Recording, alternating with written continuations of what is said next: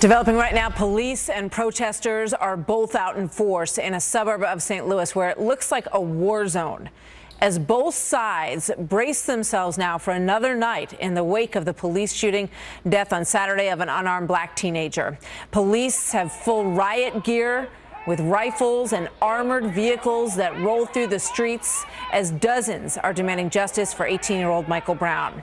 The situation starting hours ago when demonstrators sat in the middle of a busy intersection chanting, "Hands up, don't shoot." That has been their mantra throughout. And the FBI is now issuing an alert saying that at least one member of the new Black Panther Party is on the ground in this town outside of St. Louis, and that he is very vociferously advocating violence against the police there. Fox News correspondent Mike Tobin is live in our Chicago bureau tonight to get us up to speed on what's going on the ground there. Tough situation, Mike.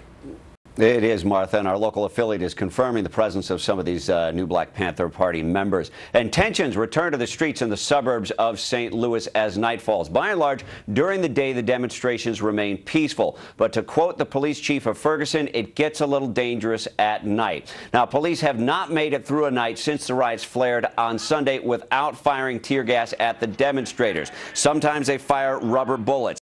Last night, police shot another young man. He survived, but tonight that young man has been charged with assault and armed criminal action. Police say he pointed his weapon at a county police officer. That officer shot him.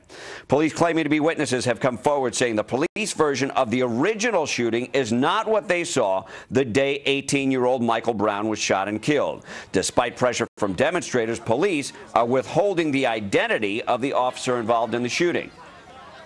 Out of abundance of caution, we weighed the value of releasing the name right now against the safety factor to both him, his family, and his neighborhood, and we opted to postpone that.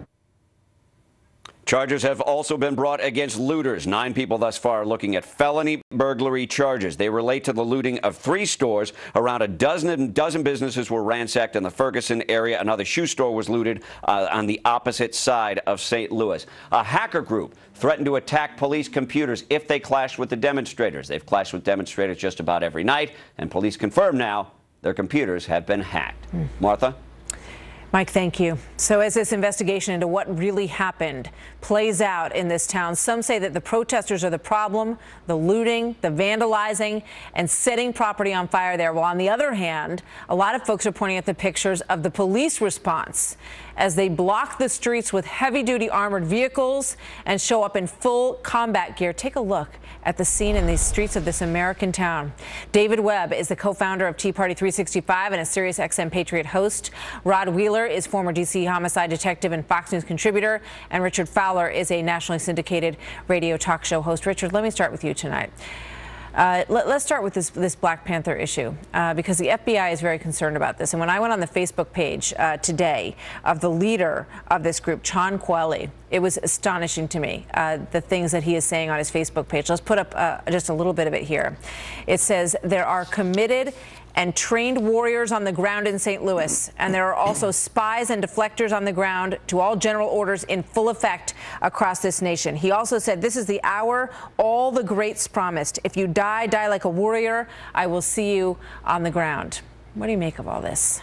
Well, listen, I think Martin Luther King said it best. Violence begets violence. And I don't think anybody out here, and I think if you talk to the Brown family, they wouldn't condone this type of violence. I think what we're looking for, and I think what the people of Ferguson are looking for, is answers to the fact that this individual was slain, or even murdered, some would say, by a police officer. And I think you can't look at this in a vacuum, Martha. You have to take this outside of just what's happening in Ferguson and think about the relationship between Black and Brown communities and police departments. And I think that's really the issue here, and it's almost like a pressure cooker waiting to explode, and I think that is what we need to deal with as a nation, point blank, period. Yeah, I mean, Rod Wheeler, I think you agree with that in part because you say that you're concerned that we might be one bullet away, in your words, from a major situation in this country.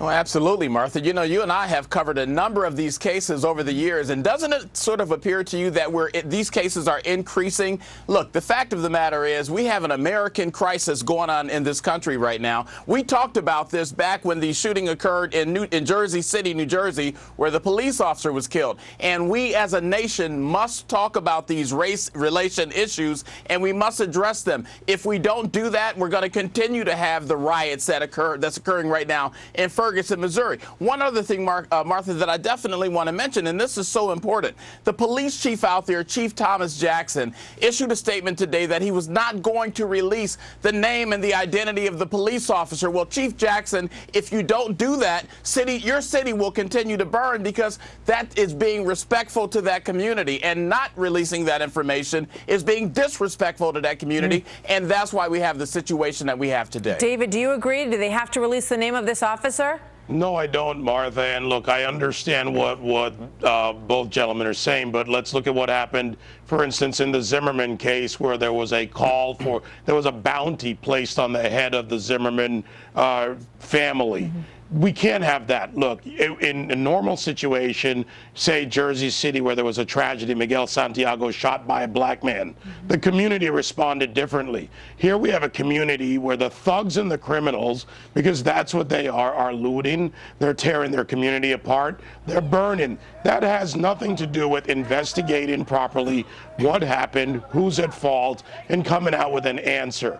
What we have are thugs and criminals, and you know, the relationship between police and the community, yeah, that can be examined on a larger scale, but here we have one incident, one community, and we should focus on that. Yeah, but Dave, Dave, you missed the point, Dave. I'm sorry, Martha, but Dave, you missed the entire point here. No, it's not about the one incident with Michael Brown, the 18-year-old that was killed. This is a larger problem, Dave. Look at the black man that was killed in New York City less than a month ago. His last words was, "I can't breathe. I can't breathe," at the hands of police officers. And I'm telling you right now, I'm not saying that the police officers are doing anything wrong, but what I am saying is that we have to address this as a national issue, Dave, and not just as this one isolated issue. Well, we have thugs out there. What's going on and I think to add to that, what's going on here is not a national issue. Richard, it is Richard, and then I promise you, David, I will come back to you. Richard, go ahead.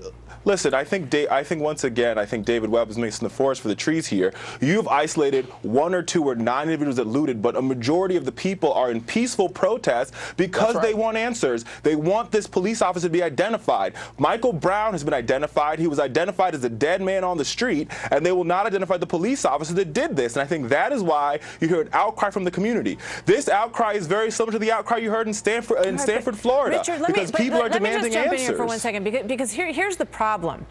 You are grouping this in as though you already understand the end of the investigation. And that's the problem, because this officer is also a human being, and so is his family, okay? And what if you have to just allow your mind for one moment to imagine that the officer's story could possibly be true? And if that's the case, wouldn't you change the way that you're discussing this case, Richard? Well, I think if it is the case, or if it's not the case, it needs to be a case that's held in the courts. Exactly. And if it's in the courts, his name should be revealed. Point blank, period. I mean, we revealed George Zimmerman's name, we revealed Trayvon Martin's names. If this officer, whether he committed a crime or not, the fact that there is some question should cause us all to know who his name is, so that there could be a proper investigation, so there'd be character witness called. None of that could be done. The NAACP cannot do their work because his name is being hidden for his own protection when Michael Brown was not protected. I did promise David Michael Brown was not protected, David. 8 shots, he was not protected. Okay, first of all, the investigation can proceed without his name being released. The police know who he is, and they can continue with the aid of the federals, with the aid of the feds and the FBI to investigate this. Look, the debate over his name is part of the issue, and we can have that debate. What we also have to look at, if you want to talk about the larger context, is what's going on in our communities when what's going on tonight, what's going on last night, is acceptable behavior by too many people. Peaceful protesting is acceptable by our Constitution, David. Just putting it out there. The peaceful protesters are not the ones that are the problem. You've isolated 9 individuals that you want to talk about, and not the peaceful protesters. My point is, they're not the ones that are being discussed here. Unfortunately, the violence, the looting, and what goes on with the new Black Panther Party and the instigators, that's what causes damage to the community beyond what's already been done with this tragic killing. What causes damage to the community, David, is the fact that the police officers dressed in riot gear like they're in Afghanistan or Iraq, and we're talking about an American citizen with American citizens. You have to recognize both sides, Richard. Yeah, If that police presence is at fault, so is an organization that is encouraging people to steal everything they can out of stores that are not black-owned and share it with everybody you can find. Martha, I totally agree with you, Martha. This is Rod talking. Martha, I totally agree with you. Listen, in these types of situations, and Dave, take it from me, I've been out there. I've been out there as a police officer in these riot situations, and I can tell you firsthand, this is what we call a lose-lose situation. Nobody wins. Yeah. Trust me when I tell you, that police officer, whoever he may be, did not wake up that morning and say, I'm going to go kill a kid. That officer found himself confronted with a situation. We don't know what the situation is, and he had to use deadly force. Give that police officer the chance to at least give his side of the story. But at the same time, we have to worry about and we have to look at Michael Brown. He too has laws and he too has rights. So we have to look at both sides of the equation, guys. All great points. Thank you so much to all of you for being here tonight. Sure. Good to see you, Martha. Thank you, Martha. So coming up next, we're going to talk about this.